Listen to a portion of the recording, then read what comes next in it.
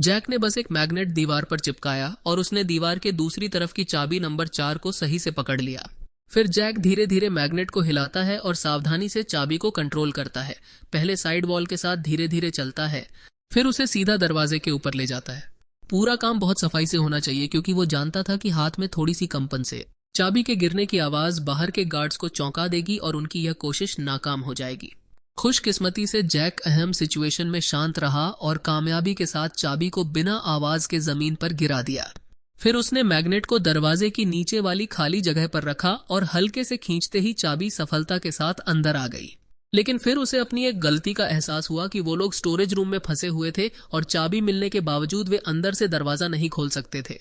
मगर फिर भी एक सच्चा चोर कभी भी मुश्किल हालात में नहीं फंसता और न ही कभी हार मानता है। जैक ने अपनी आस्तीन से एक रस्सी निकाली, उसने की होल से बाहर निकाला और धीरे धीरे जमीन तक लटकने दिया। फिर उसने पेपर क्लिप को सीधा करके दरवाजे की दरार से बाहर निकाला, रस्सी को वापस खींचा और हुक वाली रस्सी से चाबी को पकड़ लिया। सब कुछ तैयार होने के बाद उसने रस्सी से बंधी चाबी को दरवाजे की दरार से बाहर धकेला और रस्सी के दूसरे सिरे को खींचते हुए चाबी को बिल्कुल सही छेद के सामने ले आया। फिर जैक ने अपनी जेब से प्लायर्स निकाला, चाबी के सिरे को मजबूती से पकड़ा और एक क्लिक की आवाज के साथ दरवाजे को अंदर से खोल दिया। लेकिन दोनों भागने की जल्दी में नहीं थे क्योंकि म्यूजियम से कीमती मूर्ति चुराना ही उनकी इस यात्रा का असली मकसद था और उनका यह सावधानी से बनाया गया प्लान अब शुरू हो चुका था।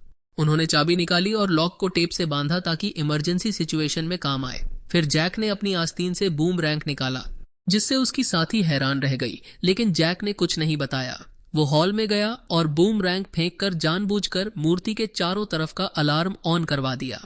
जैसे ही अलार्म बजा, गार्ड्स तुरंत चौकन्ने हो गए और जैक स्टोरेज रूम में छिप गया। कुछ देर बाद जैक ने फिर अलार्म बजाया, गार्ड्स फिर दौड़े और इस बार सिक्योरिटी चीफ ने गुस्से में बिजली बंद कर दी। अब गार्ड्स जैक के प्लान में फंस चुके थे। फिर जैक ने बिना किसी मुश्किल के वो बेशकीमती मूर्ति को चुरा लिया और उसका प्लान पूरी तरह सफल हो गया।